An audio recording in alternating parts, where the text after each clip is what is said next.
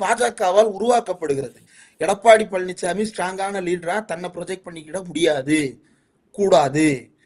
எடப்பாடி பழனிசாமியை வந்து டெல்லிக்கு கூப்பிட்டு கூப்பிட்டு கூப்பிட்டு அவமானப்படுத்தியது யார்? பாஜக தானே. இங்க வந்து அமித்ஷா வந்து எடப்பாடியை பார்த்திருந்தாருன்னா எடப்பாடி ஆட்டோமேட்டிக்கா ஒரு பவர்ஃபுல்லான லீடரா ப்ரொஜெக்ட் ஆயிருப்பாருல. இவரு டெல்லிக்கு காவடி எடுத்துக்கிட்டு திரு திருன்னு ஓடுனதுனால தானே இவருடைய மதிப்பு குறைஞ்சு போச்சு. அப்ப எடப்பாடி பழனிசாமிக்கு இருக்கின்ற அந்த கொஞ்ச நஞ்ச மதிப்பையும் காணாம அடிச்சது யாரு? பாஜக தானே காணாம அடிச்சது. அப்ப எதிரில் இருக்கக்கூடிய அந்த எதிர்கட்சிகளுக்கான இடத்தை வந்து ஆட்டைய போடுறது பாஜகவுடைய வேலையாக இருக்கு.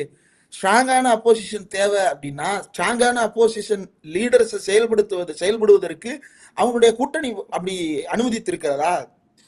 என்டிஏன்ற அலையன்ஸுக்குள்ள ஸ்ட்ராங்கான ஒரு ஆர்ப்பாட்டத்தை போராட்டத்தை நடத்துறதுக்கான வாய்ப்புகள் இருக்கிறதா? நீங்க தமிழ்நாடு அரசாங்கத்திற்கு எதிரான போராட்டத்தை நடத்துவதற்கு அல்லது ஆர்ப்பாட்டத்தை நடத்துவதற்கு எடப்பாடி பழனிசாமி வந்து வந்தாருன்னா பெட்ரோல் விலை ஏறி போச்சுன்னு தமிழ்நாடு அரசாங்கத்தை கண்டிப்பாரு, கேஸ் விலை ஏறி போச்சுன்னு தமிழ்நாடு அரசாங்கத்தை கண்டிப்பாரு, ஏறாத பால் விலையை ஏத்திட்டதா சொல்லி இவர் போராட்டம் பண்ணுவாரு. மின் கட்டண உயர்வுக்கு காரணம் உதய் மின் திட்டம், ஆனா இவர் மாநில அரசாங்கத்தை திட்டிக்கிட்டு இருப்பாரு.